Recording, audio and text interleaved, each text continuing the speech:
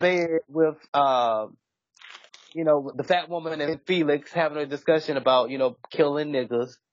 And then here's another thing. I want y'all to chime in on this.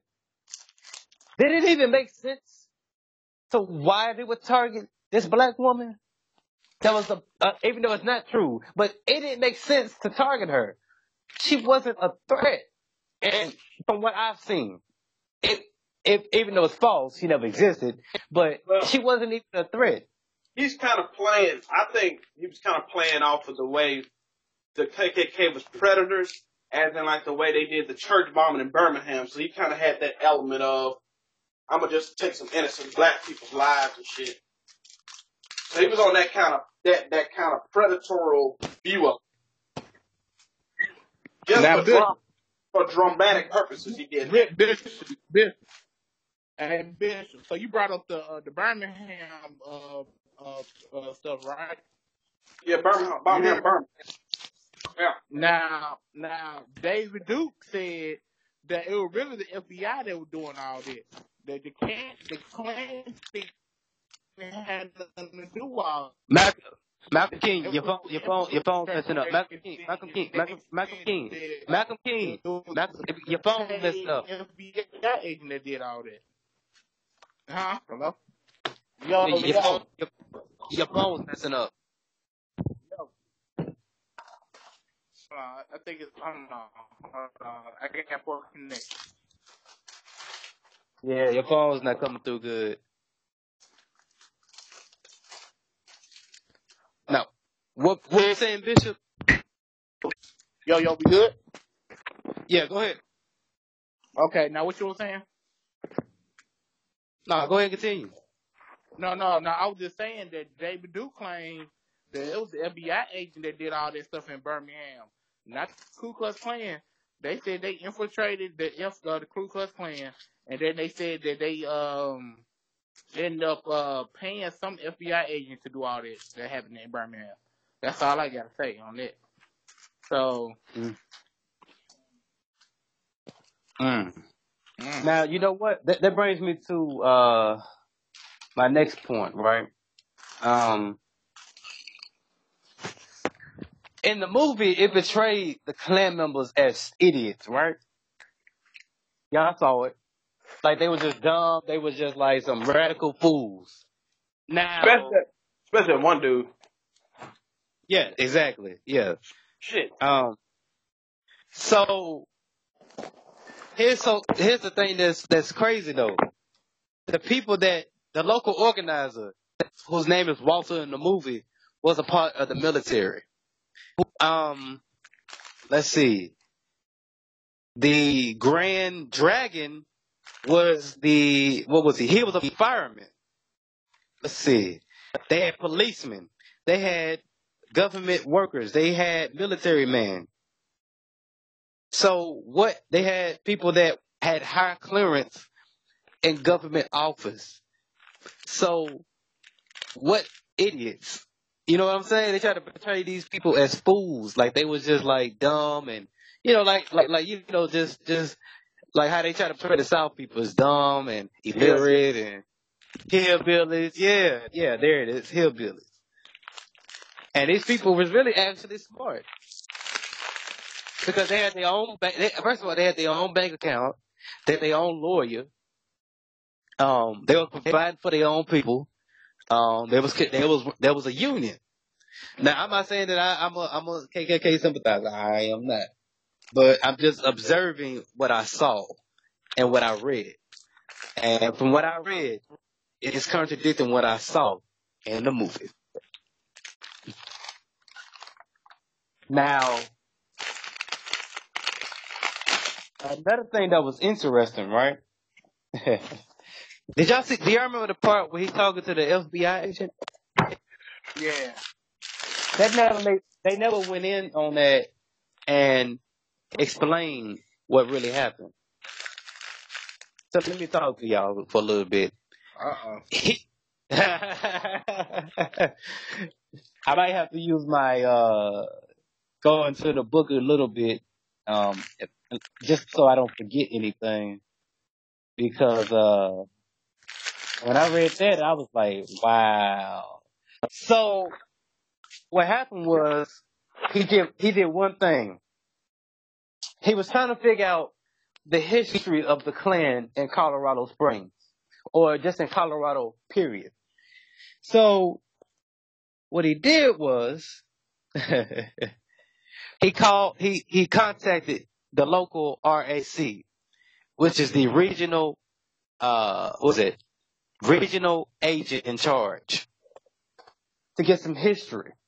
Now the agent was a friend of the police department. They knew him.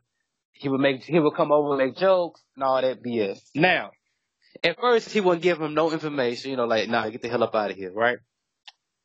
What was so interesting though, he had him contact somebody named Agent X. Agent X. Hey, Agent X, huh? excuse me, Lord Vel, I'm gonna call y'all right back. All right. Go ahead and do what you do. Uh-huh. All right. So he was contacted by Agent X, and Agent X said, "Hey, meet us at this office, at our office, and I'll give you the file. I'll give you what you need." Now, when he got there, he told him, like, "Look, you can take notes, but you cannot make copies." And from what he was reading, he was just finding out different things that the Klan did in Colorado Springs and just in Colorado, period. Even in Denver. And he found out that different people that were mayors that he liked was a part of the Klan, and blah, blah, blah, blah, blah, blah, blah. Right? So what happened was he also contacted, after he got done getting all that information, the ADL, which is the Anti-Defamation League, if you know anything about the ADL, right? So, he's contacted to get some information on the Klan, and she was trying, she figured out what he was doing or whatever. He told her what he was doing, and, they would exchange information, and pretty much it got to the point to where, they found out that two names, because, he would make lists of names, right? Of people that he was observing. And come to find out, two names that he had on his list were part of the military. Now, this is where it gets crazy with this story. No arrest was made like it was in the movie. There was never no arrest. Mm-hmm. So, what they did with these two officers, they took them to the North Pole, which is like it's supposed to be like the worst military base, well, the worst military base ever, and it's basically took them somewhere else. So, no KKK, 8 people was arrested. Now, this is how you know this movie it lies about little things. So, in the movie, it shows the Klan inducting these people into the Klan in a church. That never happened. They had their ceremony at somebody's apartment, at somebody's house. And David Duke made them official members by throwing holy water on them, and, giving this speech, going over the history of the Klan, and blah, blah, blah, blah, blah, blah, blah, blah, right? So, this movie has shown me that, you gotta do some research. You know what I mean? You just can't take things for face value, even from your own people, because your own people will lie to you. You have anything you want to add on? That's pretty much my notes right there. It's just crazy, man. You never know the truth of anything these days, boy. Dang. Oh, that's what I wanted to ask you about. Okay, I got one more. When they showed Charlottesville at the end of the movie. Yeah, I want to get your thoughts on that. Man, that right there left a bad taste in my mouth. That's why I felt some type of way when I saw this. Because it was like, first of all, we want to wrap this whole thing up. First of all, you didn't really solve the problem because you only stopped the cross burnings for 7 months. At the end of the movie, when her and the black girl were talking about getting together and they knocked on the door and did the little hall thing, the cross burnings came right back. So you didn't stop nothing. So everything you did was pointless. You know what I mean? Even though we know that that didn't happen either, but yeah. So now that we going back to the end of the movie, come on, Spike Lee, really? You gonna show this? It was all negativity. It was nothing. Okay, what can we solve this? How can we get together and everybody just help each other out? How can we understand each other, talk to each other? It was nothing positive. Everything was negative. They do speaking. You got Donald Trump speaking, "Make America Great Again." You got a lot of fights. You see the arguing. You see the. It's like, bro, damn, bro. You see somebody died at the end. A little Jewish white girl died at the end. Like, damn, bro. You couldn't tell me you get all this money, you can't make a positive situation. It was just the same old, same old. It was the same story. It was the same thing. What's it called? I forgot how them old folks be saying it, but basically it's the same thing, different little plot. I mean, it's like Now let me read you what in the book, right? Because I just found it. This is Ron Starr talking about what he accomplished during this investigation, right? wow, okay. He said, I have often been asked, what did you really accomplish over the course of this investigation without arresting any Klan members or seizing any legal contraband? Or what are you most proud of? My answer is always in this fashion. As a result of our combined effort, no parent of a black or minority child, or any other child for that matter, had to explain why an 8-foot cross was seen burning at this or that location, especially those individuals from the South who perhaps the children had experienced the terrorist act of a Klan cross burning. No child in the city limits of Colorado Springs ever had to experience firsthand the fear brought on by this act of terror. We prevented them from having such an incident burn into their consciousness, as many of their parents might have been imprinted as children. I know firsthand from direct dealings via my undercover phone conversations with Ken when and where those areas attacks were planned. Blah, blah, blah, blah, blah. Yeah, so that's pretty much it right there. Oh, let me add this part. Listen to this. Success often lies not in what happens, but in what you prevent from happening. That's some bullshit right there. That was straight bullshit. Like, nigga, that's straight bullshit. You put two, 3 people's lives in danger just to stop some cross burnings? Bro, I don't get it, bro. I don't get it. I really don't get it. That's what he said he accomplished. That's what he said. You don't think that's something? I'm playing devil's advocate now. You don't think that's important? But that ain't shit. Let me tell you why. It's hard to play devil's advocate because it is. It's hard because like you put 3 people's lives in danger, you know, just to prevent a cross burn. That didn't make sense. No bomb threat. No, you didn't solve no problem. You didn't arrest nobody. It'd be different if you solved some problems for 7 months. That's it. They're not even a whole year. Man. Exactly.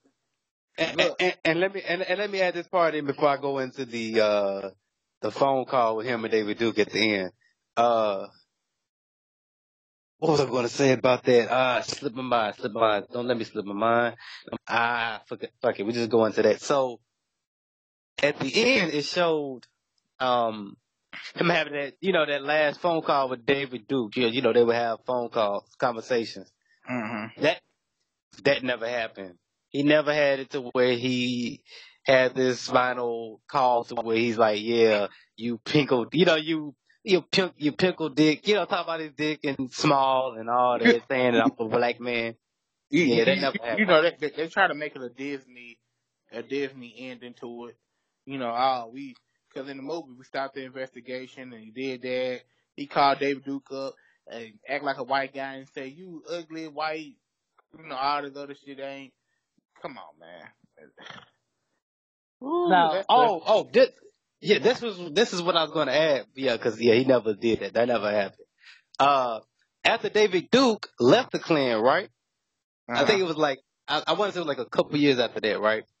Or like a year or something. I think it was like a year after that. So like the 80s.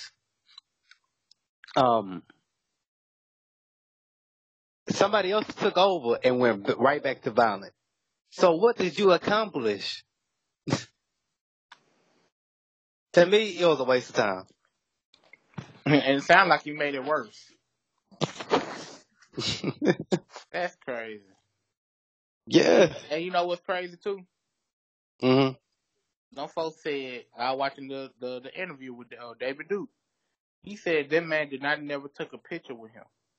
He said that's a lie. He said that never happened. He said he can't recall it. And then that's real. Like, I ain't gonna lie.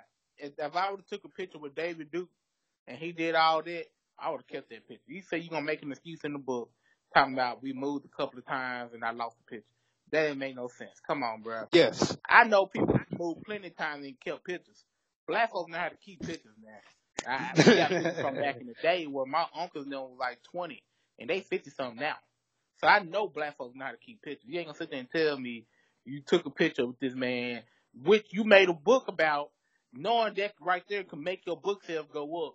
That you didn't keep that picture. That ain't make no sense. Malcolm King, hold on. I'm glad you said that. So that you just made me thought of something. So in the book, right? Mm-hmm. He didn't just take one picture. He took two pictures. Oh. Let me explain. I told you. I'm gonna peel it back layer by layer in my petite voice. All right, cool. So in the first picture, right? He has Chuck, the other officer, takes the picture for him. They take the picture, then he puts his arm around him, right? And then that's when, David looks at him like, nah, I can't take no picture with you like that. He was like, all right, cool. So he goes up to Chuck. He said, next time, he said, just take the picture. So he runs up, he goes back over there, and he does the same thing again. And then that's when you see the scene of him being like, I can't take no picture with you like that. And then, yeah. But he does it twice though. So he had two pictures.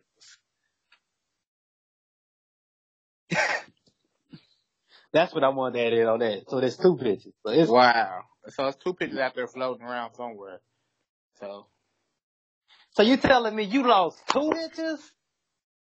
I just can't see it. I just can't see it.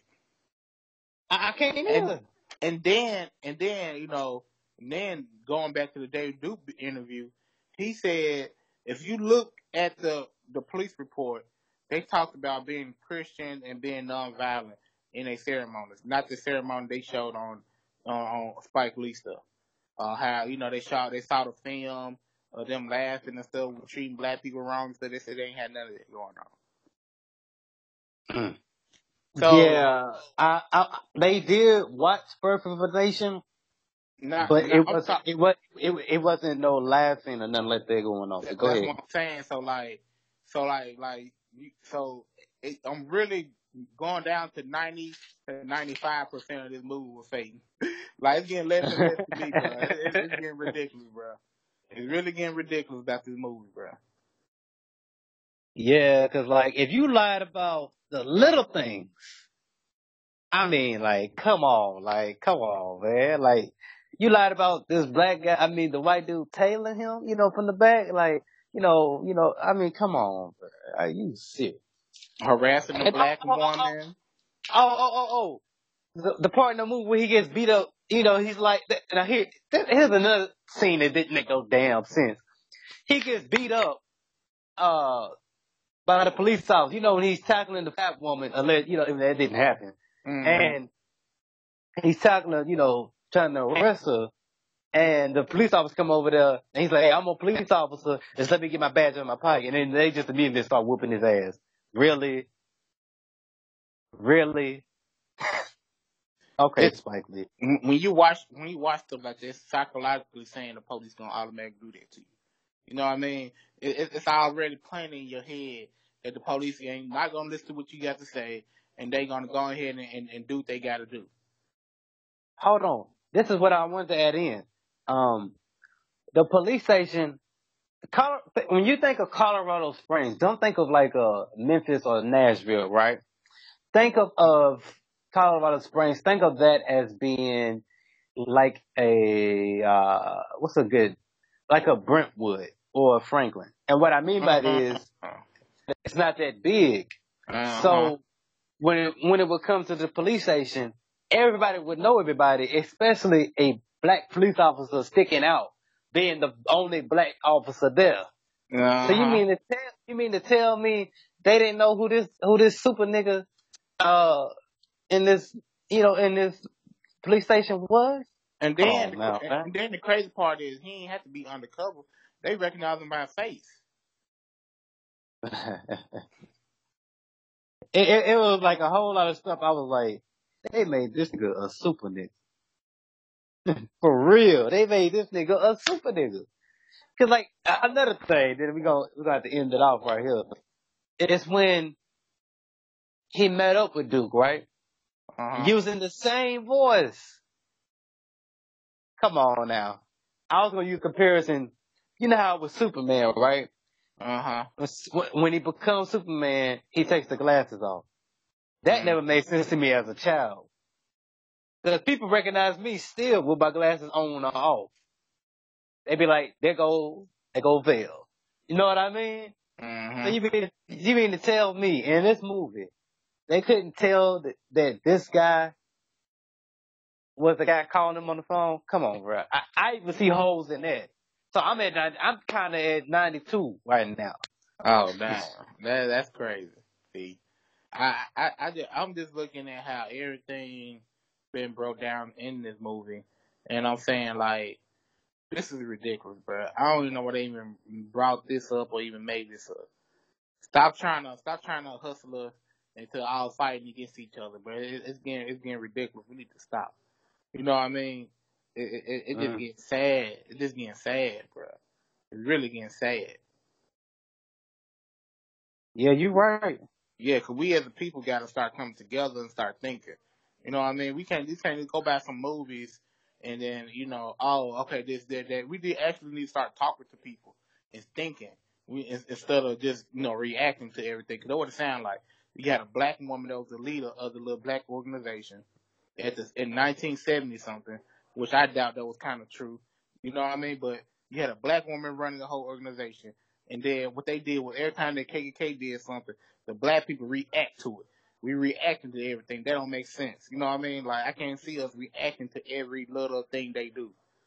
That doesn't make sense. So, and it also didn't make sense on why they targeted her. She wasn't a threat. It's not like it's not like she was, and she was, now here's my thing. It'd be different if she was a Black Panther. You know what I mean? Because she got some brothers behind her, they got some weapons, you know what I'm saying? But she was just a part of a black student organization, a black student union. That's it. They will have protests. That's it. Even though that never existed, it never happened. I mean, crazy. The black student union never participated in the majority of this stuff. But yeah, come on, man. We should have looked up and see who was president at that time during that time of the move. See who really was the president. That would be funny right there. That's what we should have did. I ain't think about it till now. Well, yeah. We're coming to an end right here, player. All right. So this is Taboo Talk. This is Lord Vale. Hey, this is Malcolm King. Make sure you like us and subscribe to our YouTube page, and make sure you follow the Instagram, Justice League Taboo Talk. And we out. Yeah.